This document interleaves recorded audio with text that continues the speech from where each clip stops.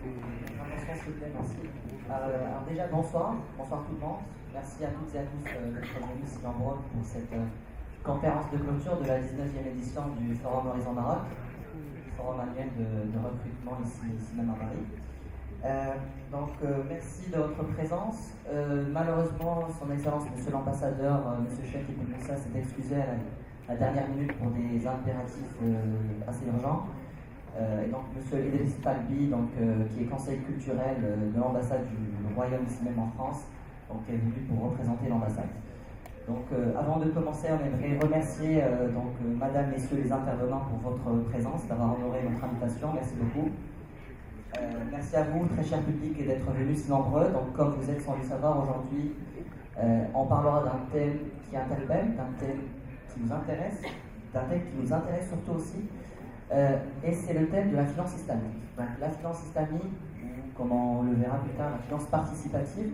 Donc, quels sont ces différents enjeux, quelles sont ces différentes utilités pour les différentes parties prenantes au Maroc ou même ailleurs, surtout pour la jeunesse marocaine. Très brièvement, on abordera 4 axes avant de laisser mon collègue et néanmoins ami Bessam Chkran pour présenter nos intervenants et entrer dans le vif du sujet. Donc, on parlera très généralement de 4 axes. Tout d'abord, on essaiera de donner une certaine définition de la finance participative, de voir quel est son écart par rapport à la finance qu'on connaît, la finance traditionnelle. Donc, ensuite, d'essayer d'analyser un peu ces enjeux, pourquoi on parle aujourd'hui de finance participative, pourquoi est-ce que cela fait l'actualité de nos jours. Tout juste après, nous parlerons des difficultés, des contraintes, notamment législatives, que connaît ce nouveau secteur assez émergent. Pour finir enfin, vous parler et être dans la bonne immersion du Forum Horizon Maroc et parler des différentes perspectives de carrière, de gestion de carrière, de recrutement RH, au Maroc peut-être, mais surtout ailleurs, en ce qui concerne le domaine de la finance islamique. Donc je laisserai la parole à Bessam Chakran pour entrer dans le vif du sujet. D'accord, donc merci Salah, merci pour vous tous d'être présents aujourd'hui parmi nous.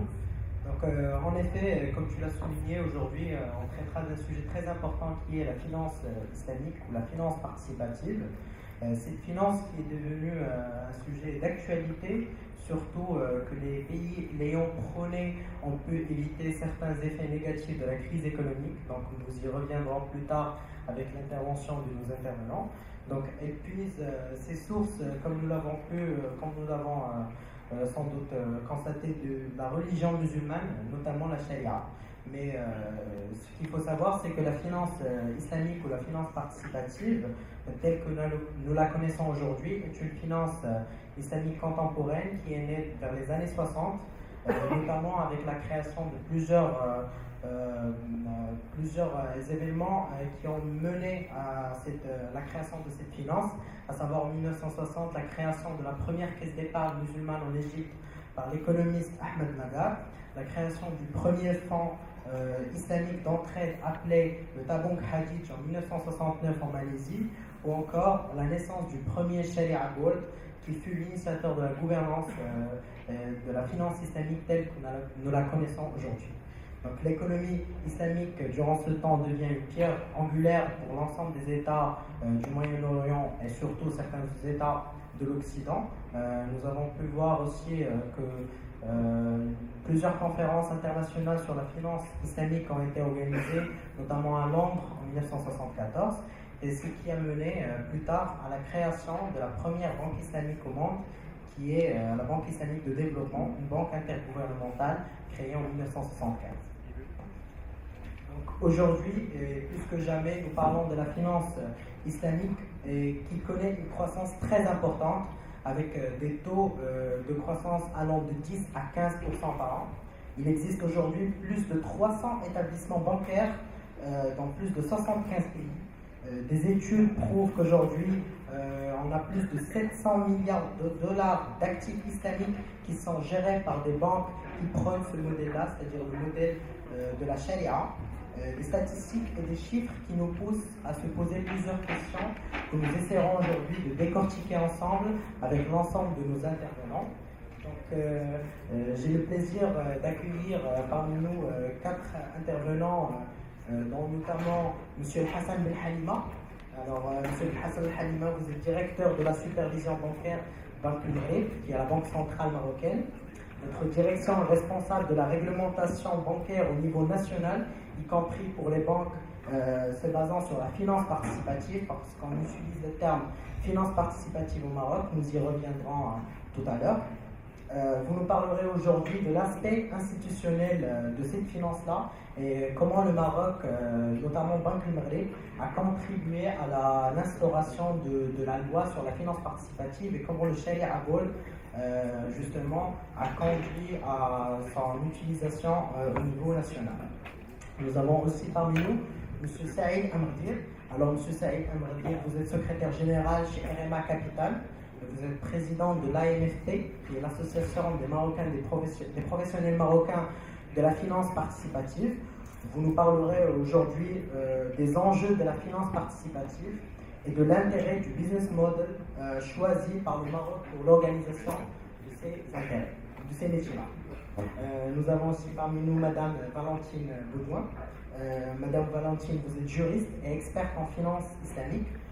Vous étiez la première à créer une société d'investissement à capital variable conforme aux lois de la finance islamique. Donc vous nous parlerez un petit peu du cadre législatif de cette finance-là et vous nous parlerez aussi de cette SICAV qui nous paraît très intéressante et comment peut-on appliquer les normes de la finance islamique en Occident.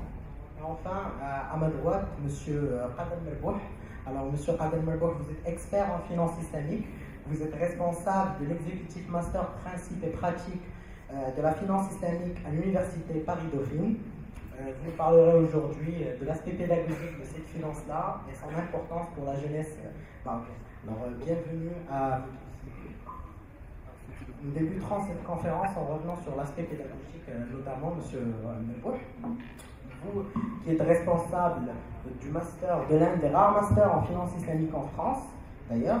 Pourquoi pensez-vous qu'il est important de s'intéresser à ce domaine-là et quelles sont les opportunités selon vous pour la jeunesse marocaine pour étudier et s'intéresser à la finance islamique?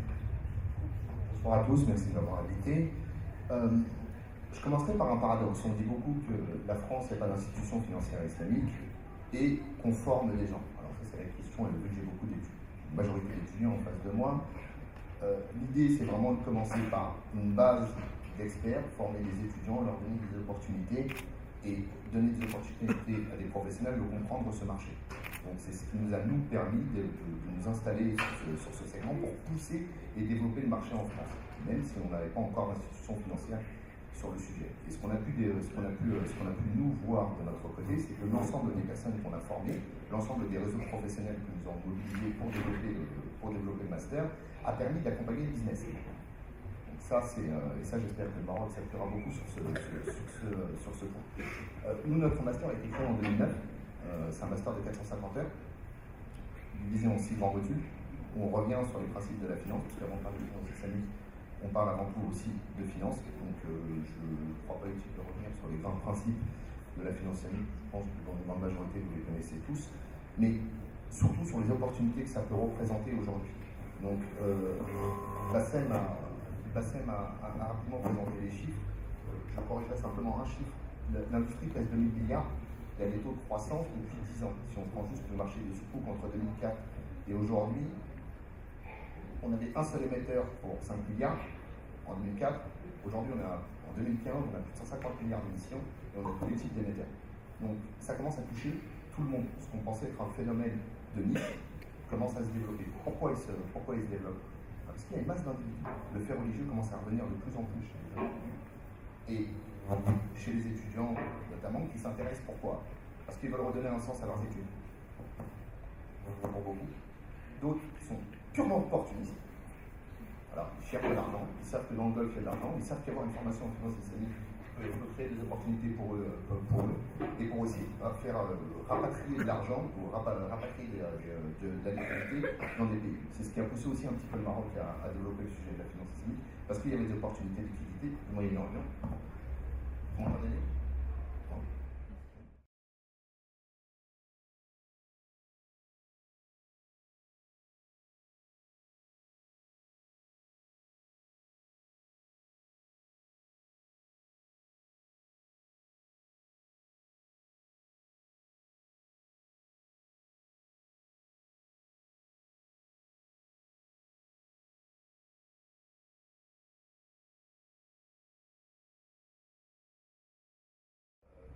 formation, au bout d'un moment, nécessite du présentiel.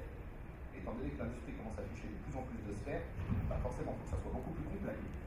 Et donc, les formations courtes ne répondent plus aux besoins. Pour ça, je ne vais même pas présenter les principes de finance économique. Je pense qu'aujourd'hui, la majorité des gens le savent. Il faut rentrer un peu plus dans le dur. Et c'est ce qu'on fait, nous à Dauphine. On donne entre 80 et 100 heures retour aux bases, c'est simple, et pratiquement entre 300 et 350 heures sur la pratique. Parce que c'est sur véritablement la pratique. Nos intervenants viennent d'Asie, du Moyen-Orient, d'Afrique du Nord, d'Europe, et c'est ce qui nous permet de renforcer les compétences de nos étudiants. On a aussi surtout observé que finalement, la formation courte et online, ça répond plus. Ça répond plus du tout. Donc il y a quelques années au Maroc, pour avoir été à Rabat et avoir rencontré le président de l'université internationale de Rabat, une formation a été lancée. Ce qui a été dommage, c'est qu'il n'y en a pas d'autres qui ont suivi, parce que l'appétit, tout le monde était un peu en attente de voir quel cadre législatif allait être donné. Et c'est plutôt positif. Ensuite, la deuxième chose est en fait notable au Maroc, parce que quand on parle d'université, on parle de formation, mais on parle également de recherche. Et ça c'est un très joli coup. Je ne parle pas un coup en termes de business, mais c'est exceptionnel. C'est le partenariat entre la Banque islamique de développement. Notre collègue tout à l'heure nous a parlé de la première émanation après une dizaine d'années d'injection de l'organisation de la coopération islamique. La Banque islamique de développement. La Banque islamique de développement a fait un partenariat avec l'école Mohammedia d'ingénieurs, pour travailler avec les ingénieurs sur place au Maroc pour développer et structurer des produits. Donc, la recherche est aussi un vecteur très important pour accompagner la maturation d'un marché. Nous, on le fait également à Dauphine. On a créé un centre de recherche multidisciplinaire, qui est la finance islamique, ça touche tout, dans les problématiques financières, économiques, sciences sociales. Enfin, c'est la beauté de ce sujet, c'est que dès qu'on appuie dessus, on touche une multitude de problématiques. Donc, je ne veux pas être trop long, je préfère véritablement répondre à vos questions. J'ai préparé une présentation que je vous l'enverrai pour ceux qui sont intéressés.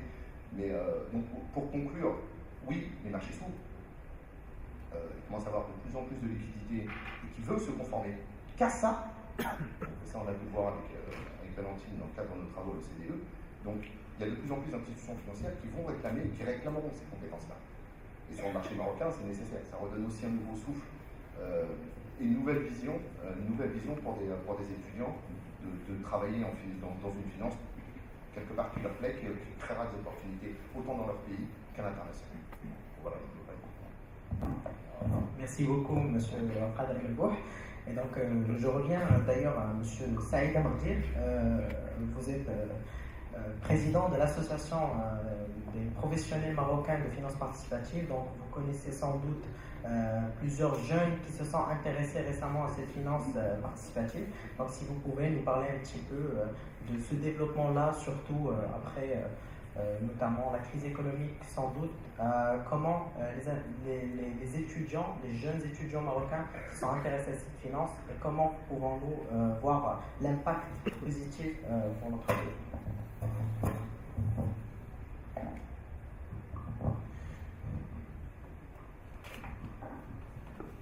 Merci pour votre invitation.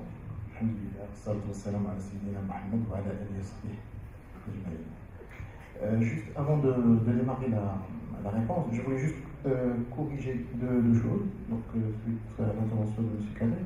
En fait, par rapport au Maroc, il n'y a pas uniquement que l'opportunité de l'argent du Golfe, mais on s'est basé essentiellement sur un besoin interne. Aujourd'hui, nous avons pratiquement 56% de taux de bancarisation. Donc l'objectif, c'est de l'augmenter. Donc il y a pas mal de ménages qui souhaitent avoir des produits Sharia compliant, des produits pour le mortgage, notamment pour tout ce qui est logement. Et donc c'est une loi pour répondre à un besoin déjà. Et bien sûr des marchés clients de GCC, etc., c'était suite à leur demande, parce que pas mal d'investisseurs institutionnels souhaitent avoir une gamme de produits Sharia compliant au Maroc pour qu'ils puissent investir. Donc voilà, c'était essentiellement pour répondre à une demande interne. Bien sûr, sans parler de la possibilité pour tout ce qui est investisseurs étrangers d'investir également en Afrique, puisqu'on est en train de lancer ce que nous appelons Casa Finance City, un grand projet, un hub financier pour les investisseurs qui souhaitent investir en Afrique. Donc la plateforme Casablancaise leur permettra, à travers bien sûr quelques partenariats aussi bien au Maroc qu'en Afrique, d'investir et donc utiliser l'infrastructure qui est déjà existante à travers Tijari Wafa Bank, BMC Bank ou Groupe Sahel. Donc l'idée c'est d'utiliser cette plateforme pour lancer le produit également Sharia accompagné au produit participatif. Alors j'ai utilisé participatif juste pour dire que chez nous au Maroc, donc, on a opté pour un business model qu'on appelle finance participative au lieu de finance islamique, et l'idée est la suivante, c'est qu'on veut séparer tout ce qui est religion par rapport aux affaires. Donc, mais n'empêche que la finance participative Sharia accompagnée au Maroc, elle a le même principe. On se base sur le principe de l'éthique, le principe de l'économie réelle, également le principe de remisement des affaires, par rapport aux interdictions, c'est les mêmes interdictions, interdiction du haram, du messire, interdiction du riba, tout ce qui est financement ou commercialisation de la dette. Donc, et on exige une certaine transparence informationnelle. On va le voir à travers, bien sûr, quelques produits, notamment en termes de clarification des commissions prélevées, ou bien au niveau de Takaful que pour la banque. Donc, pour les opportunités pour les jeunes, juste pour vous dire qu'au Maroc, on réfléchit au marché financier participatif global. C'est vrai, on va le voir avec Sidi Halima, c'est qu'on a démarré avec la banque. Mais n'empêche que, et d'après la recommandation du Conseil économique et social, donc il faut qu'on aille vers également tout ce qui est Takaful, assurance participative. Donc aujourd'hui, une banque participative qui veut lancer des mortgages, des molabaha, il faut qu'il soit backé par un produit Sharia compliant, et c'est un produit d'essai du Takaful. Alors, automatiquement vient par la suite ce que nous appelons les indices Sharia compliance. Nous avons adopté tissé un partenariat avec la PSB, l'Association des professionnels de société de bourse, et l'idée c'est d'avoir un univers d'investissement Sharia compliance. Donc nous sommes en train de travailler sur cet indice, et notamment pour permettre aux asset managers de trouver un univers d'investissement Sharia compliance au Maroc, d'investir, et donc développer par la suite des ETF, des OPCV indiciels, et également permettre, on va le voir également pour la partie Takaful, pour les directeurs financiers de Takaful de trouver un univers d'investissement. Donc ce qui mène à lancer très très rapidement, dans peut-être l'année prochaine, juste qu'on stabilise, on va le voir avec Siahab Halima, la partie Conseil supérieur du Alama, parce que le business model marocain encore une fois. Donc on a changé islamique par participative, pour une raison bien claire. Et deuxième élément, il y a un Sharia board national pour éviter les fatwas à gauche et à droite, que chaque banque ait son Sharia board, ceux qui autorisent, ceux qui n'autorisent pas. Donc la décision qui est prise par le roi, c'est d'avoir un conseil supérieur du ulama unique sous l'autorité du roi. Donc du coup, la Banque centrale, la Banque du Maghreb, assurera le secrétariat général, mais il y aurait un conseil qui validera tous les produits du marché. C'est valable aussi bien pour la banque, c'est valable pour l'assurance Takaful, l'assurance participative, c'est valable également pour tout ce qui est au PCVM, Asset Management, au PCVM conforme à la Sharia. On va prendre l'exemple d'une SICAV Sharia compliant, et valable bien sûr tout ce qui est ETF, etc. Donc l'indice sur lequel on travaille avec la PSB, justement, permettra d'activer également tout ce qui est marché financier. Donc on démarre avec M. Halima sur la partie assurance, banque et assurance. On complétera par l'indice pour véritablement créer un vrai marché financier participatif au Maroc. Voilà. Merci. Donc, vous avez cité en fait le terme besoin. Aujourd'hui, on remarque qu'il y a un certain besoin qui est ressenti et qui est exprimé, que ce soit au Maroc surtout, mais aussi partout ailleurs. Mais aujourd'hui, qu'est-ce qui nous permet d'indiquer que si, par exemple, disons 90-95% des gens se disent intéressés par la question, qu'est-ce qui nous dit vraiment que ces gens-là, pratiquement, ils auront des produits, ils accéderont à des produits participatifs, peut-être des crédits, des participations, vous avez parlé d'indices boursiers, etc. Alors justement, donc il y avait une étude qui a été lancée récemment par IFAS, qui est basée à Paris, et il y avait également quelques validations de Thomson Reuters par la suite. C'est des enquêtes par sondage. Donc nous avons pratiquement 97%, donc on le confirme, des Marocains sont intéressés par la finance participative. Donc intéressés, oui, mais à quel coût? Alors la question qui suivra par la suite, quel cadre fiscal doit-on mettre en place pour que le produit Sharia compliant soit comparable à un produit classique et que tout le monde trouvera son compte? Donc il y a certainement première catégorie ou génération de ménages intéressés par la banque participative et Takaful, donc parce que c'est un package global. Donc c'est des personnes c'est des produits qui répondent à leur conviction. Donc ils sont prêts à payer, même avec un peu plus cher. Il y a d'autres qui vont attendre certainement que l'offre soit équitable, qu'il y ait une transparence fiscale, donc ils peuvent acheter par la suite ou investir.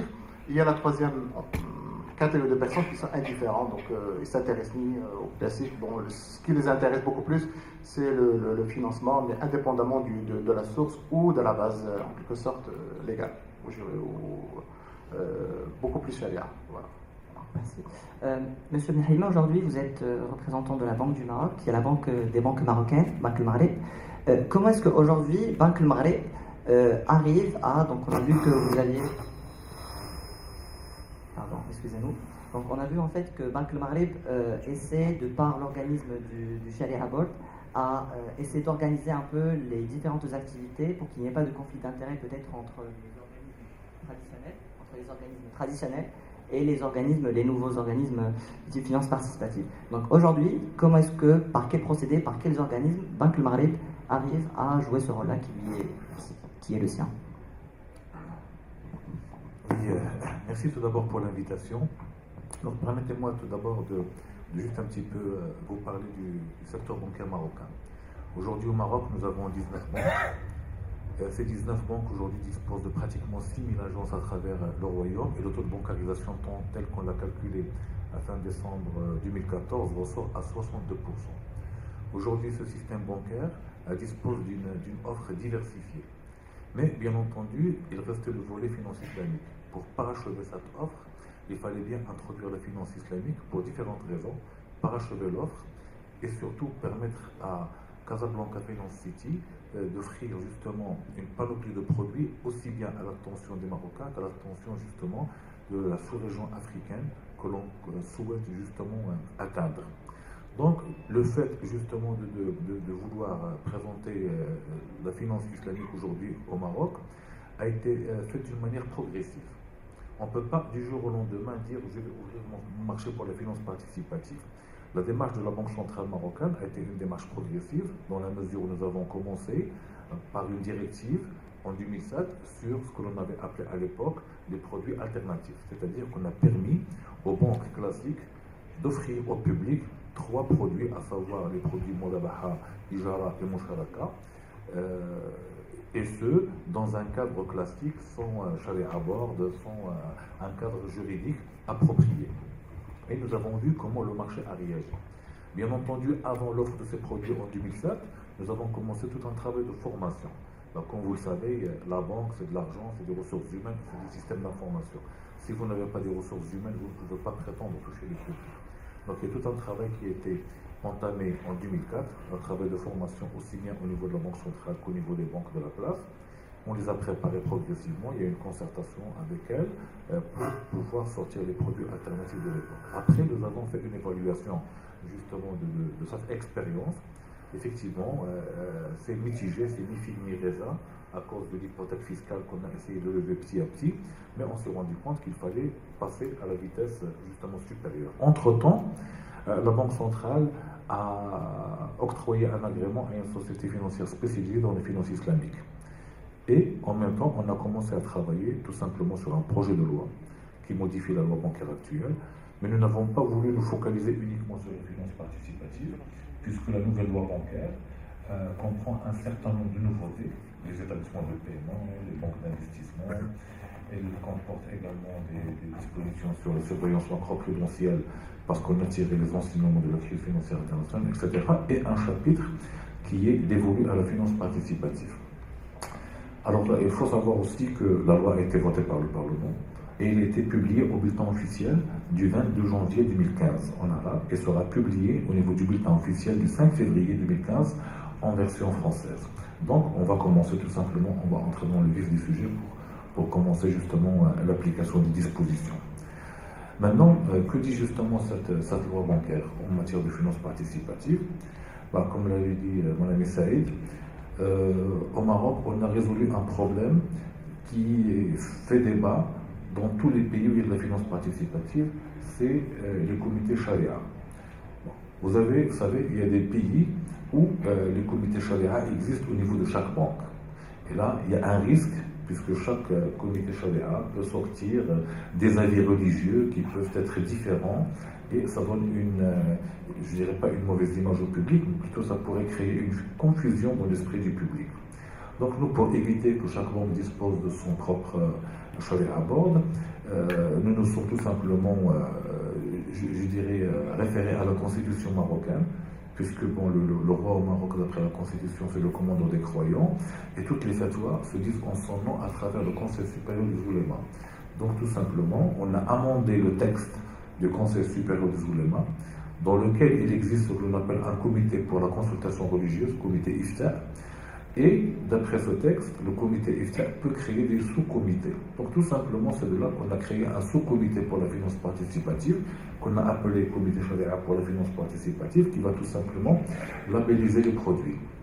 Ce sous-comité sera composé de 9 oulémas et qui seront secondés par 4 experts, qui peuvent être des personnes physiques ou des personnes morales.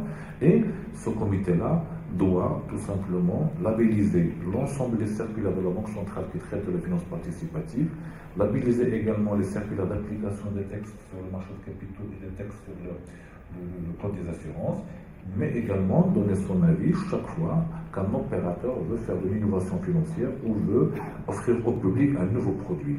Donc, pour le côté charia à bord, la question au Maroc a été tranchée. On va avoir une instance nationale qui va jouer ce rôle-là, et son secrétariat sera logé chez Banque Maghrib, parce que c'est Banque Maghrib qui va être l'interlocuteur de ce charia à bord en ce qui concerne le banque.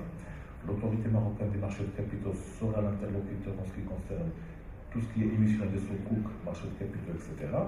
Et l'autorité marocaine justement des assurances sera l'interlocuteur en ce qui concerne la structuration des produits Takafoul.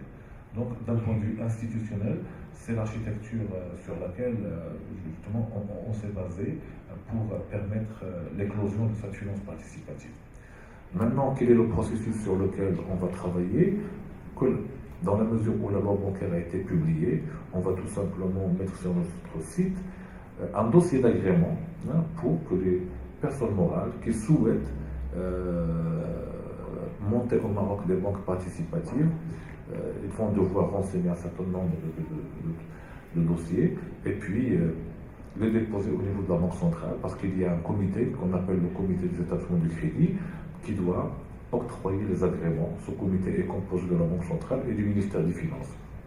Donc la prochaine étape, ce sont les octrois de l'agrément, étant signalé que la loi bancaire donne à la Banque centrale ou à ce comité 4 mois pour se prononcer, mais simultanément la Banque centrale va s'atteler à sortir le texte d'application, et on espère ou on souhaite que les premières banques ouvriront, je dirais, leurs premières agences vers le mois de septembre 2015.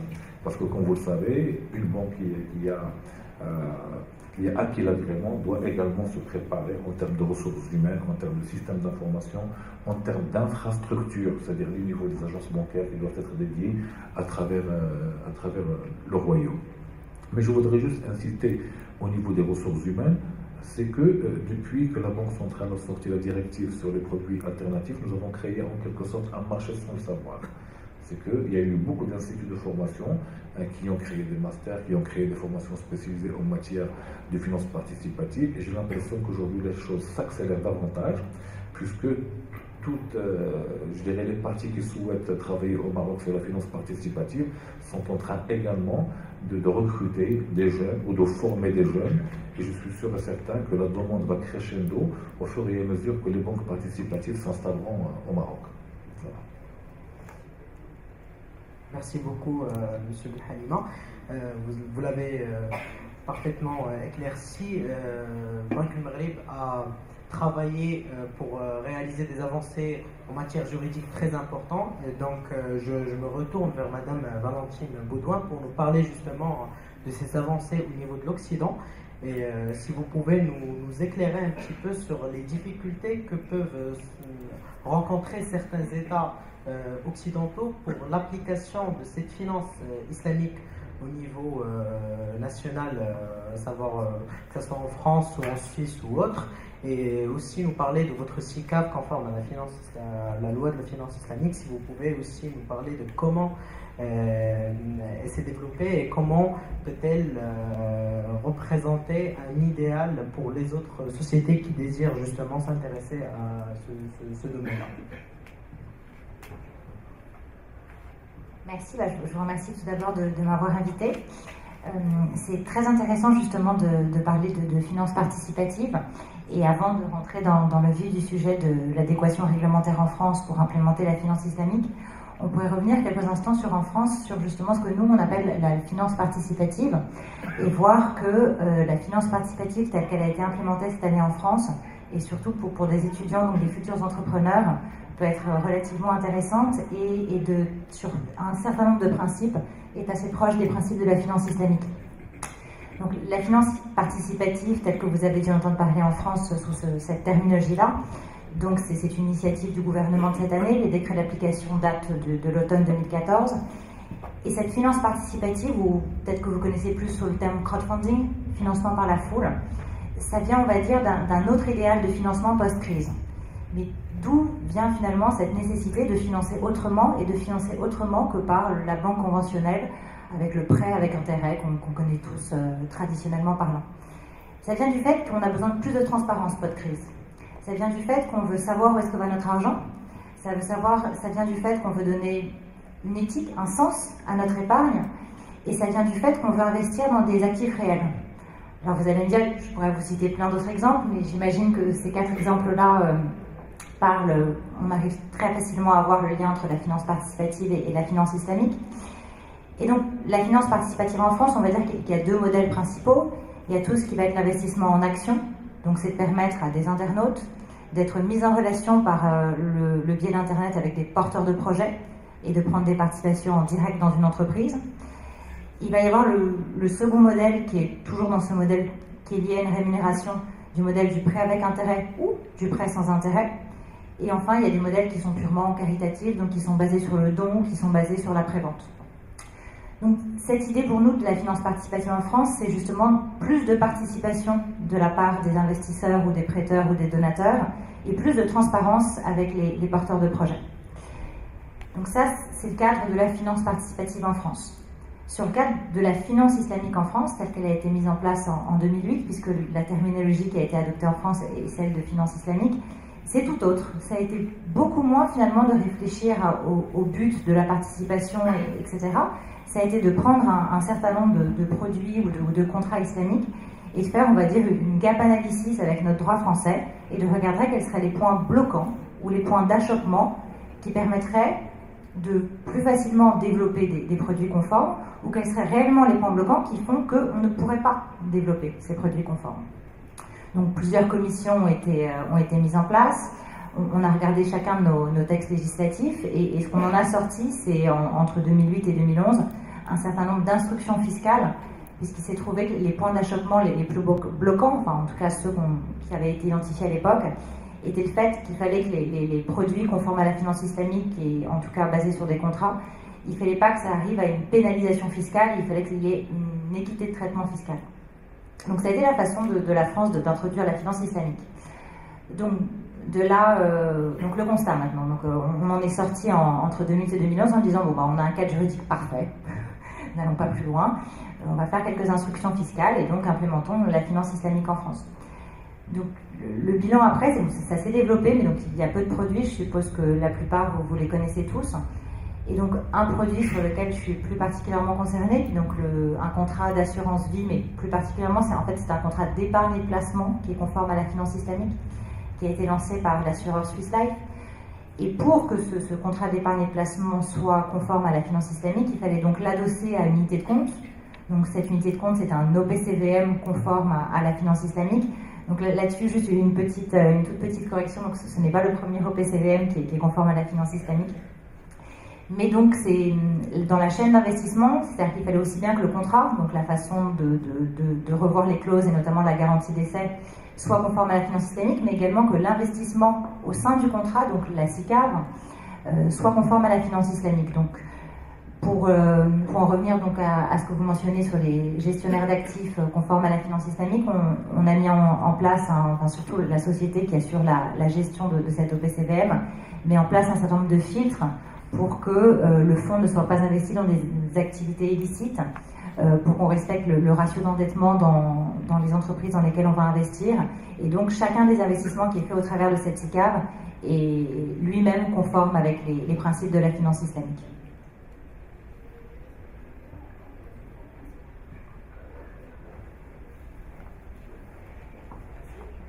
Et donc là, d'ici, en faisant le rapport 2008, 2011, 2015 par an, est-ce qu'on pourrait dire qu'au vu de ces besoins-là, au vu de la volonté de parvenir à ce principe d'équité fiscale notamment, est-ce qu'on pourrait dire que pratiquement, d'une manière assez visible, l'adoption et l'adhésion d'une partie des Français à cette forme de finance participative qui peut qui peut se matérialiser par le crowdfunding par exemple, est-ce que c'est arrivé à, par exemple, améliorer les ratios des différentes entreprises, des différentes entreprises, qu'elles soient individuelles ou qu'elles soient sous forme sociétale?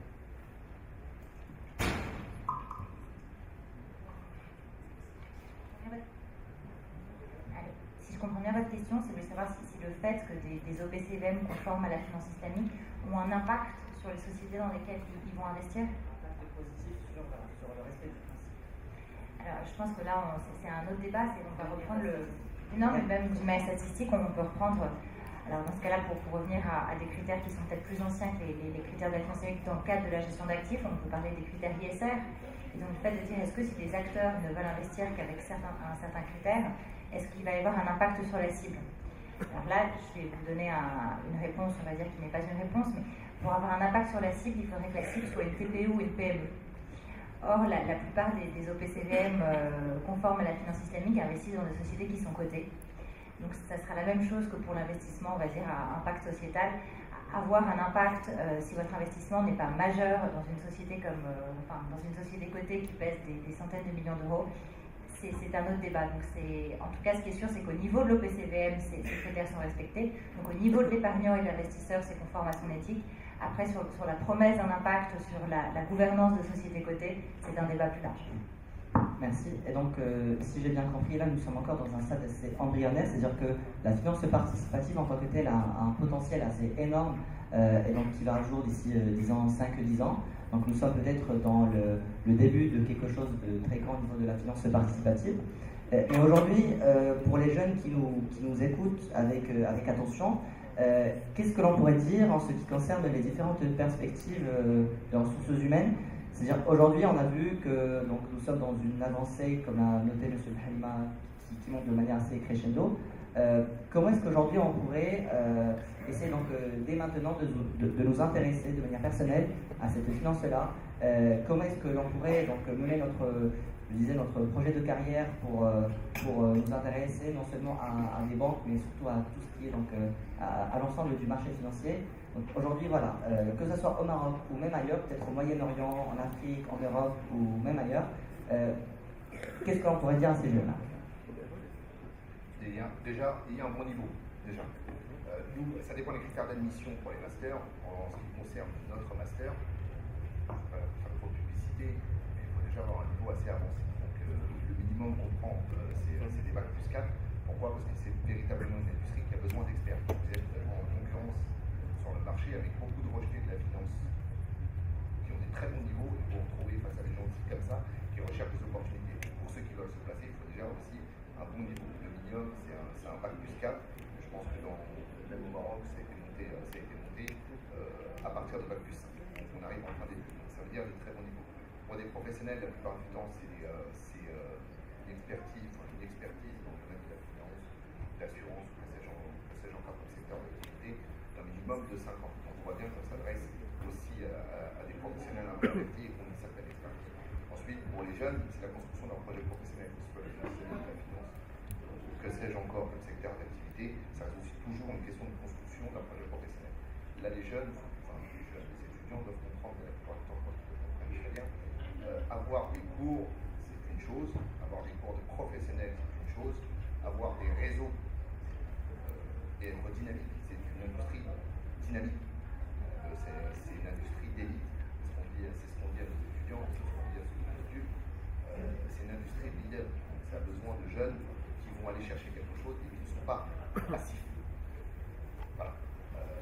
Ensuite, pour les besoins sur le Maroc, je pense que les besoins vont être grandissants, surtout sur le retail, ça va être extrêmement intéressant. Et je pense qu'il y aura de plus en plus de formations qui vont vraiment se développer. Ce que je souhaite moi personnellement pour le développement des formations sur le Maroc, c'est qu'on puisse sortir du carcan des formations courtes pour favoriser des formations beaucoup plus longues qui entraîneront beaucoup plus de compétences pour des secteurs de marché, notamment on parlait tout à l'heure des services pour l'asset management ou pour le retail ou pour le business bank ou on peut en parler aussi pour les problématiques d'infrastructure.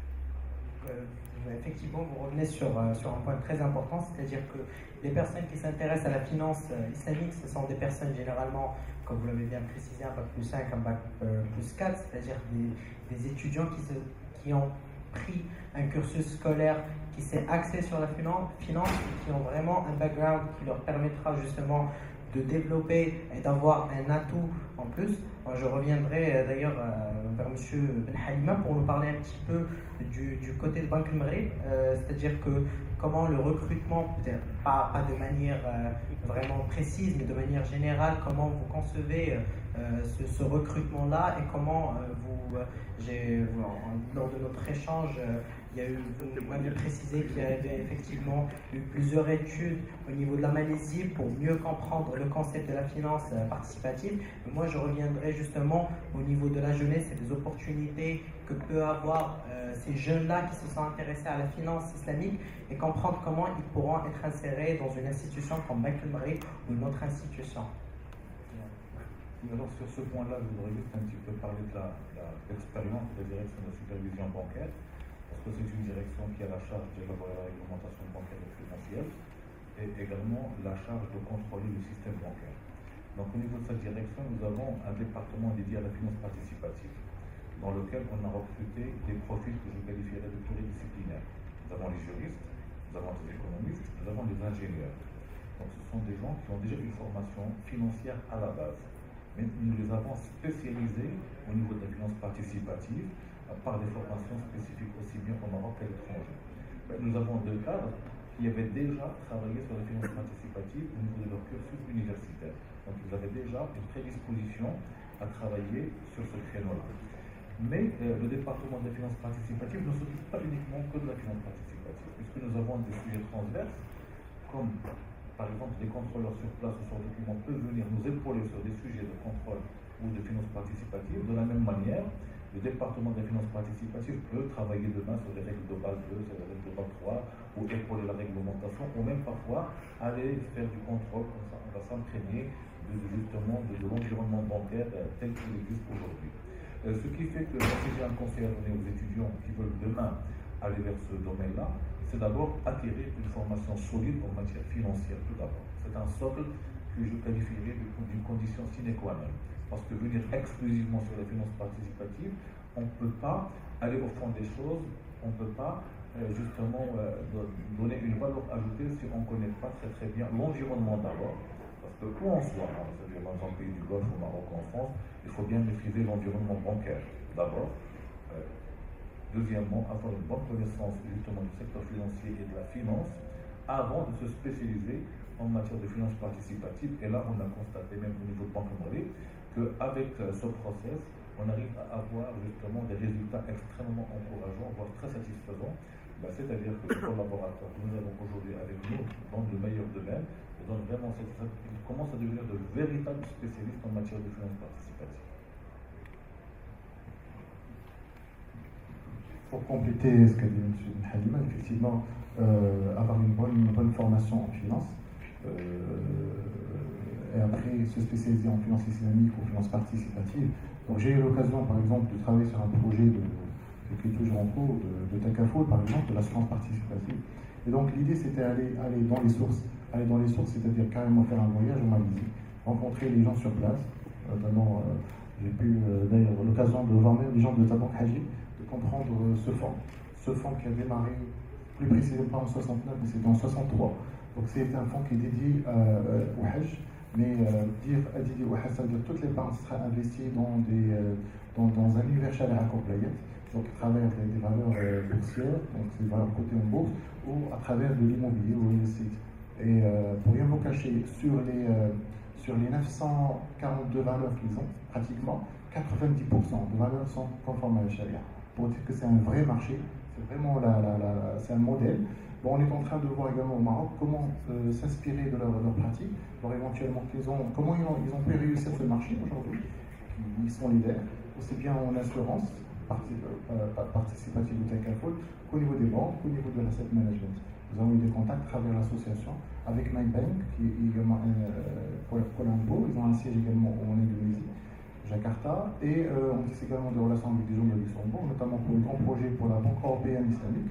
On travaille également sur ce projet. Donc, voir éventuellement quels sont les meilleurs modèles, mais n'empêche, et je réitère ce qu'a dit M. Benhadima, il faut avoir une bonne formation, une bonne expérience déjà dans la finance classique avant de se spécialiser dans la finance islamique ou participative.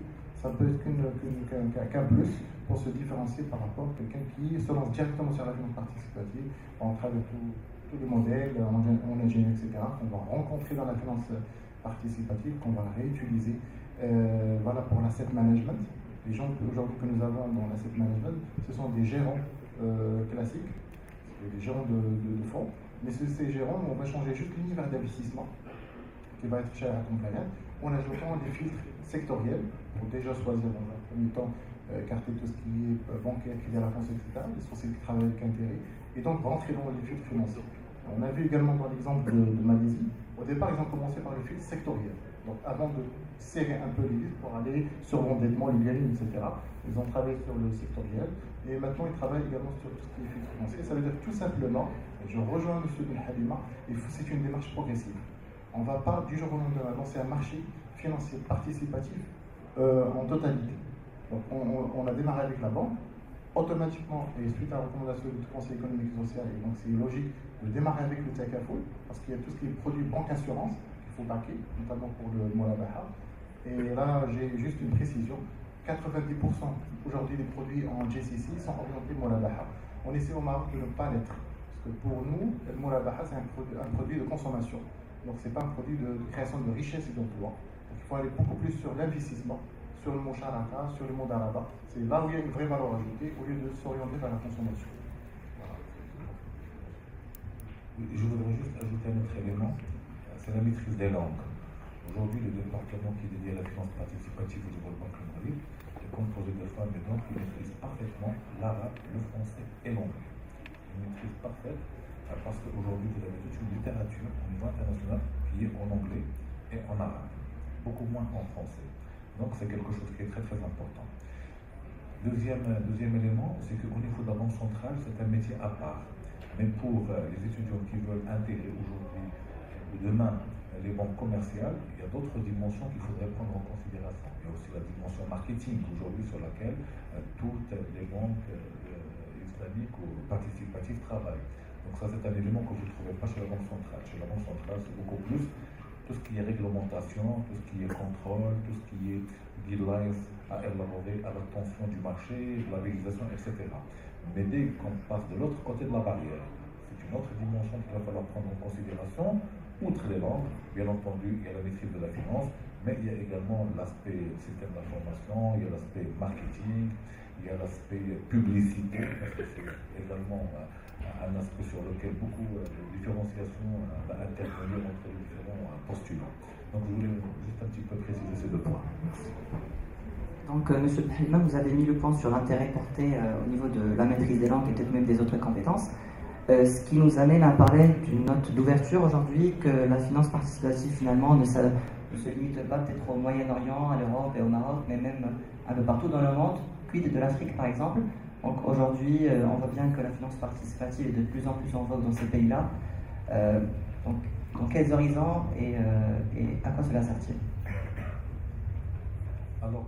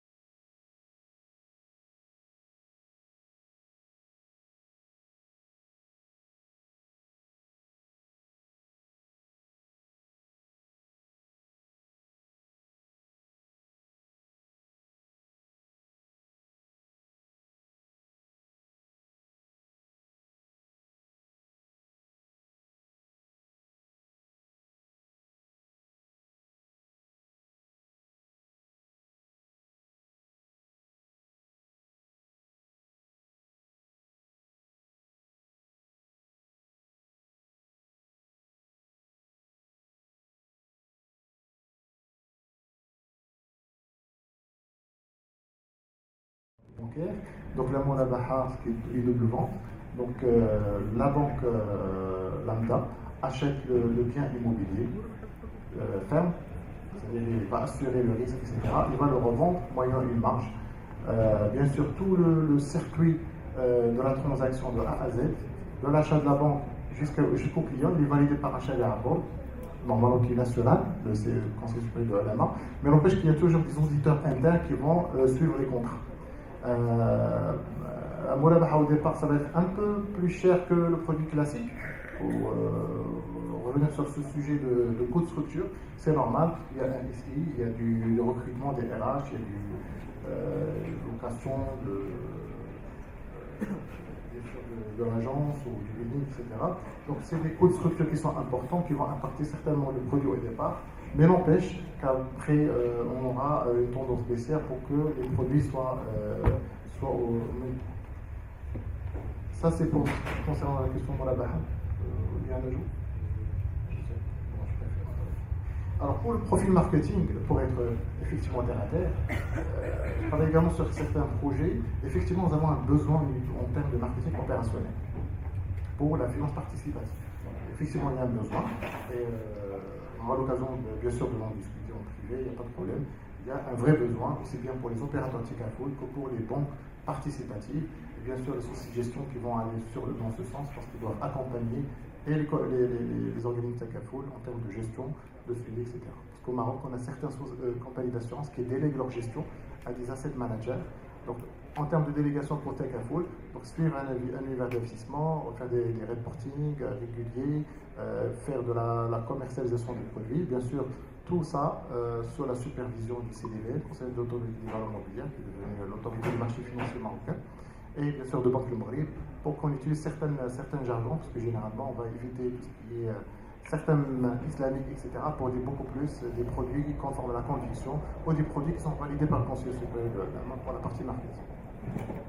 Alors en termes d'innovation, bien sûr en termes d'innovation, la loi de la banque participative n'était pas restrictive en quelque sorte. Il y avait les produits de Murabaha, Mudaraba, Musharaka, Salam, Istisna, Ijara, mais il y a un article au niveau de la loi qui ouvre bien sûr la voie à la recherche et scientifique. Dernièrement, d'ailleurs, M. Kader a parlé de la JVIC à l'école Mohamed des ingénieurs avec l'appui de la Banque islamique de développement. C'est justement d'aller dans des labos de recherche scientifique pour justement trouver d'autres produits conformes à la charia, donc des produits participatifs, pour compléter la gamme. Donc on a commencé par ces produits qui sont énumérés, mais rien n'empêche que demain, si une société de gestion d'actifs ou un opérateur technique souhaite développer un produit charia compliant, il suffit de présenter le produit, les techniques et convaincre le conseiller supérieur de l'AMA pour le valider et le faire intégrer automatiquement dans la palette des produits. Alors pour la partie sukuk, c'est inévitable. Donc de toute manière, on ne peut pas avoir un marché financier aujourd'hui chez Compliance sans le développement des sukuk. Alors je prends l'exemple des compagnies d'assurance, le Tekafoul, et je prends le cas également des banques participatives. Alors aujourd'hui, pour le marché interbancaire, lorsqu'on a besoin de liquidité par exemple, il faut qu'on arrive à trouver des sukuk court terme pour échanger entre les banques pour avoir de la liquidité. Idem pour le Tekafoul, dans le portefeuille cible, certainement on aura besoin au moins 30% généralement, 30% de sukuk dans le portefeuille du Tekafoul. Il est l'équivalent aujourd'hui pour les compagnies d'assurance classiques, 30% en bon trésor. Donc du coup, il nous faut un produit, pas de taux, c'est un produit sukuk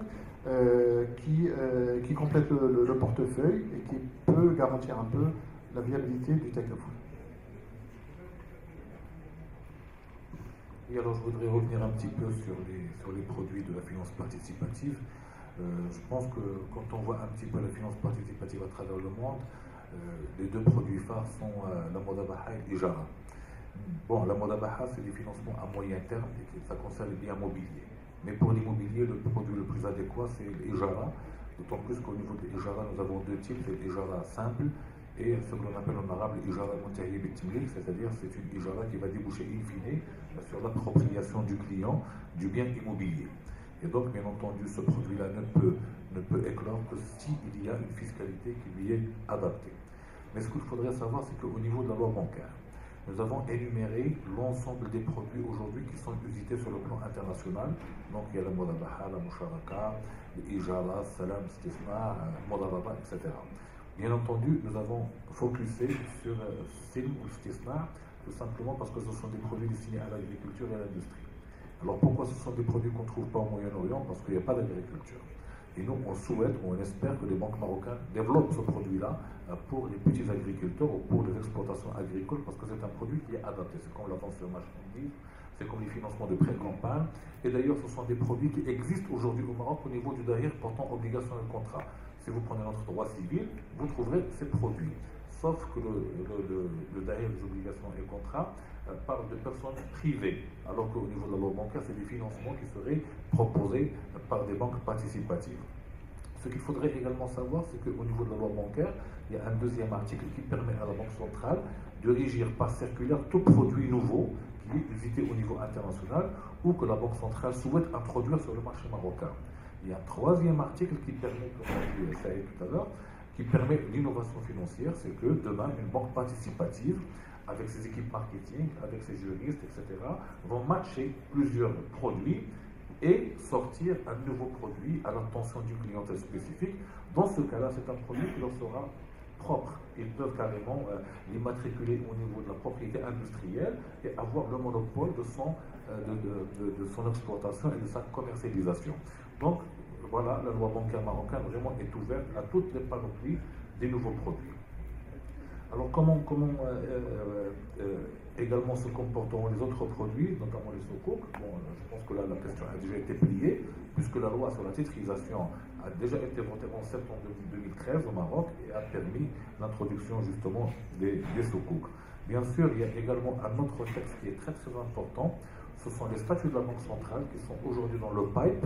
Ils seront bientôt mis sur le site du secrétaire général du gouvernement et ils vont être soumis au Parlement. Et au niveau des instruments de politique monétaire, on a prévu des instruments spécifiques pour la finance participative. C'est que la Banque centrale va pouvoir développer des instruments pour pouvoir justement refinancer les banques.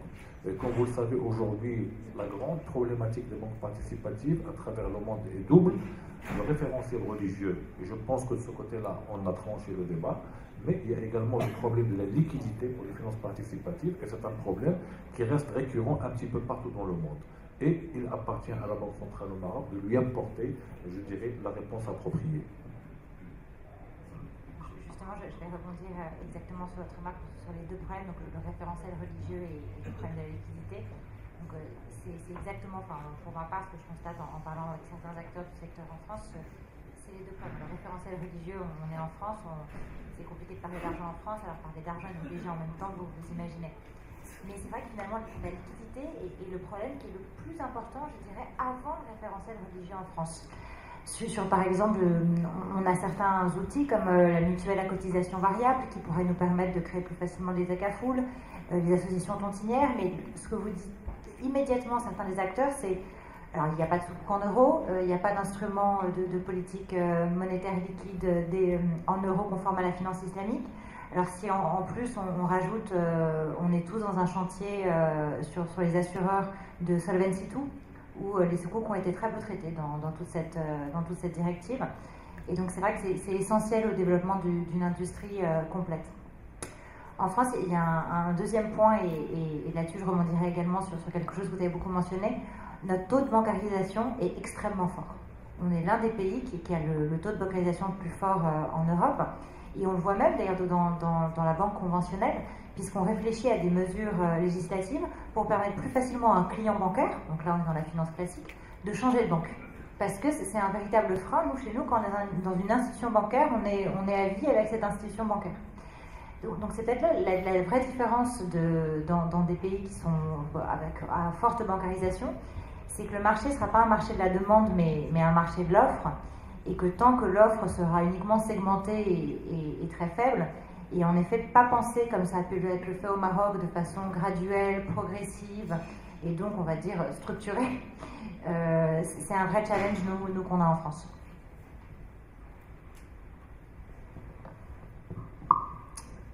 Merci. Donc on va peut-être passer au troisième et dernier round de questions. Une première question par là, puis après. La question. Younes, Donc merci pour toutes ces infos. En fait, moi j'ai une question un peu d'ordre culturel. Comment vous justifiez que la finance participative a vu le jour par exemple en Angleterre, bien avant qu'au Maroc ou encore en France, sachant que le Maroc par exemple était un pays, un État musulman. Et donc, si je ne me trompe, la finance participative c'est bien développé au Royaume-Uni à partir des années 1990, alors qu'au Maroc, on n'en parle que depuis un an, apparemment. Merci. Deux autres questions. Monsieur ? Oui, bonsoir.